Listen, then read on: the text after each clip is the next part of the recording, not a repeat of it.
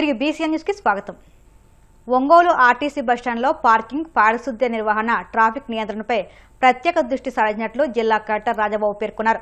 Bus stand ప్రాంగణం మొత్తం కలియదిరిగి అందుబాటులో ఉన్న మౌలిక సదుపాయాలను తనిఖీ చేశారు. ఈ బస్టాండ్కు ఉన్న రద్దీ, టాయిలెట్ల ఏర్పాటు, ద్విచక్ర, త్రిచక్ర వాహనాలకు పార్కింగ్ సదుపాయాలను పరిశీలించారు. సందర్భంగా కలెక్టర్ మాట్లాడుతూ జిల్లా కేంద్రం కావడంతో ఆ స్థాయికి తగినట్లుగా అవసరమైన టాయిలెట్ల ఏర్పాటుపై దృష్టి పెట్టాలని అధికారులను ఆదేశించారు. పార్కింగ్, పారిశుద్ధ్యంపై మరింత దృష్టి సారించాలన్నారు.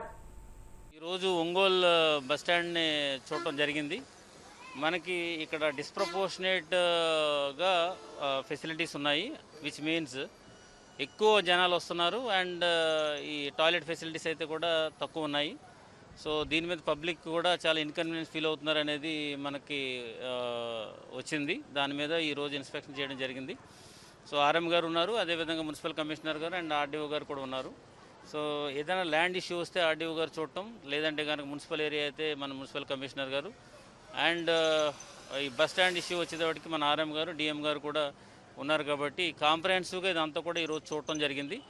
ఒక 1 వీక్లో టోటల్గా దీనికి ఒక ప్లాన్ చేసి ఎన్ని టాయిలెట్స్ అవసరం వస్తుంది అండ్ ఎంతవరకు మనకి ఇక్కడ కెపాసిటీ ఎంతవరకు ఉంది అండ్ ట్రాఫిక్ని ఏ విధంగా డైవర్ట్ చేయొచ్చు అండ్ అదేవిధంగా 2 వీలర్స్ 3 వీలర్స్ని స్పెసిఫిక్ పార్కింగ్ జోన్స్ ఎట్లా క్రియేట్ చేయొచ్చు అనే దాని మీద కూడా ఒక 1 వీక్లో ప్లాన్ చేసి ఇది 1 మంత్లో దీన్ని ఇంప్లిమెంటేషన్లోకి తీసుకొస్తాం. అండ్ ఇది ఒంగోలు బస్ స్టాండ్ అనేది చాలా చాలా ఇంపార్టెంట్. ఎందుచేతంటే ఎక్కువ జనాలు ఉంది అండ్ కనెక్టివ్ ప్లేస్ కాబట్టి దీనికి ఇమ్మీడియట్గా దీనికి చర్యలు తీసుకోవాల్సిన అవసరం ఉంది. And I seriously and given instructions to the DM. So DM has to take care of the the welfare of the passengers. So ade vidhanga mana RM garu kuda he is the responsible person for the both the districts. So ikkada ekkadaithe manaki APS RTC bus stands unnayo avanni kuda immediate ga మనం త్వరితగతిన revamp చేయాలి and మరి ముఖ్యంగా toilet facilities అనేది మాత్రం మనం ఇవ్వాలి. అప్పుడే ఈ శానిటేషన్ అనేది ఇంప్రూవ్ అవుతుంది. కాబట్టి so we have given instructions in the 1 వీక్లో విత్ ద యాక్షన్ ప్లాన్ అనేది కూడా. సీమా ప్రాంతంపై సీఎం చంద్రబాబు వివక్ష చూపుతున్నారని వైసీపీ మాజీ ఎమ్మెల్యే ఎస్వి మోహన్ రెడ్డి మండిపడ్డారు. కర్నూలు నగరంలోని పార్టీ కార్యాలయంలో ఆయన మీడియాతో మాట్లాడుతూ శాసనమండలి సమావేశంలో రాయలసీమ ఎత్తిపోతల పథకం అంశంపై వైసీపీ ఎమ్మెల్సీలు ప్రశ్నించగా కూటమి నేతలు సమాధానం ఇవ్వకుండా తప్పించుకున్నారని ఆరోపించారు. తెలంగాణ అసెంబ్లీలో ముఖ్యమంత్రి రేవంత్ రెడ్డి స్వయంగా సీమ ఎత్తిపోతలపై ప్రకటన చేసినప్పటికీ దీనిపై ఏపీ అసెంబ్లీలో చంద్రబాబు స్పందించడం లేదన్నారు. కౌన్సిల్లో రాయలసీమ ఎత్తిపోతల పథకం గురించి కౌన్సిల్లో ఉన్నటువంటి సభ్యులందరూ కూడా ప్రశ్నిస్తే సమాధానం చెప్పలేక పారిపోయినారు కూటమి నాయకులు.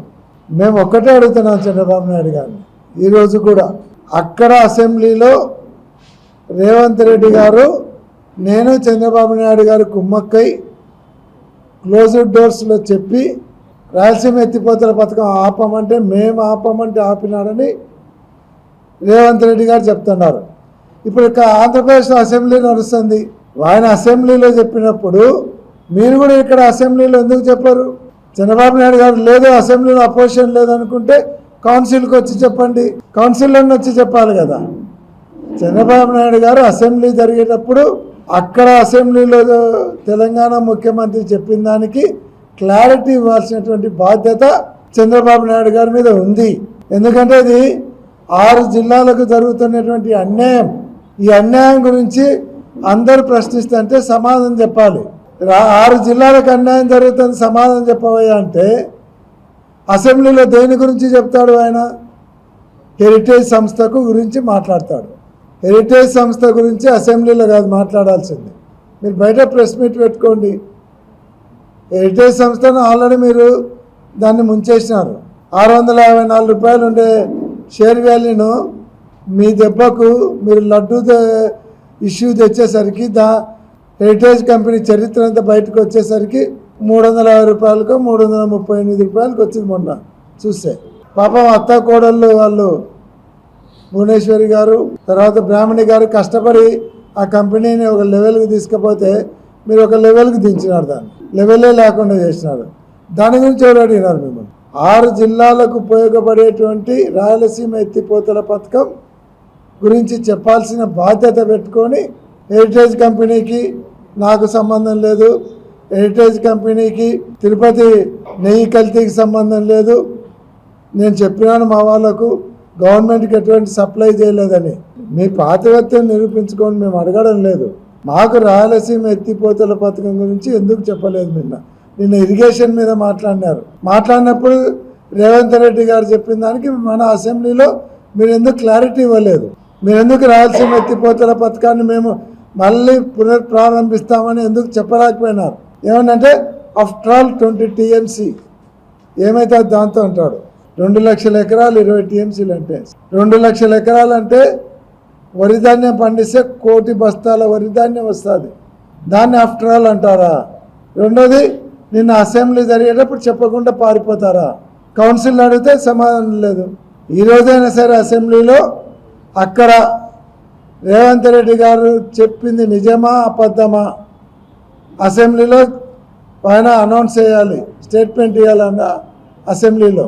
ఇదేదో మీ ఇంటి వ్యవహారమో మీ పార్టీ వ్యవహారమో కాదు. 6 ఉమ్మడి జిల్లాలు వాళ్ళ భవిష్యత్తు గురించి ఇది.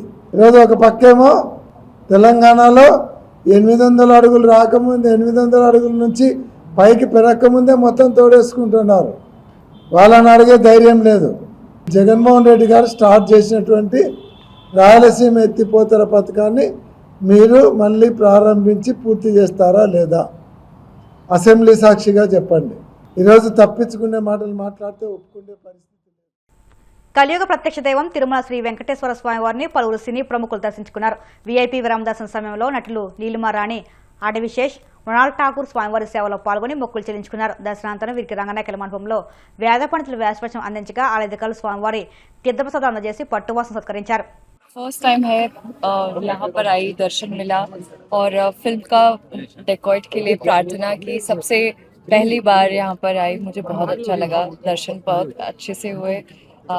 बस आशा करती हूँ कि हमेशा हर साल आती रहूँ. Thank you. నిన్ననే యాక్చువల్లీ ఐఐటి తిరుపతిలో మా సినిమా రూబరు సాంగ్ లాంచ్ చేయడానికి వచ్చామండి. ఇక్కడ దాకా వచ్చినప్పుడు స్వామివారి దర్శనం అవ్వాలి కదా, సో అది లేకుండా వెళ్ళబుదే లేదు.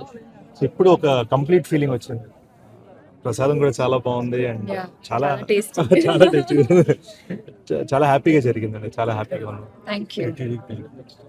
టీటీడీకి చూసుకున్న వాళ్ళందరికీ కూడా మా థ్యాంక్స్. అండ్ వార్తలు ముగించే ముందు ముఖ్యాంశాలు మరొక్కసారి. రైతు సంక్షేమానికి ప్రభుత్వం అత్యంత ప్రాధాన్యం ఇస్తుందన్న మంత్రి నాదెండ్ల మనోహర్. రైతుల ఖాతాల్లో 24 గంటల్లోనే ధాన్యం డబ్బు జమ చేసి చరిత్ర సృష్టించామని వెల్లడి. రాజమండ్రి కల్తీపాల ఘటన బాధితులను పరామర్శించిన మంత్రి నిమ్మల రామానాయుడు. బాధితుల వైద్యానికి ఖచ్చితమైన వెనకాడేది లేదని స్పష్టం.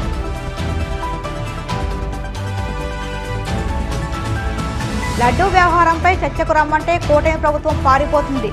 ధ్వజమెత్తిన వైసీపీ రాష్ట్ర అధికార ప్రతినిధి ఎమ్మెల్యే తాటిపత్తి చంద్రశేఖర్.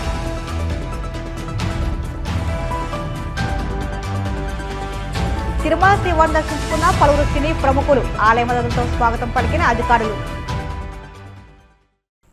ఈ వార్తలు ఇంట్లో సమాప్తం. మరిన్ని వార్తల కోసం BCN digital YouTube channel, Facebook పేజీని ఫాలో అవ్వండి. అప్డేట్ వార్తల కోసం ప్లీజ్ సబ్స్క్రైబ్.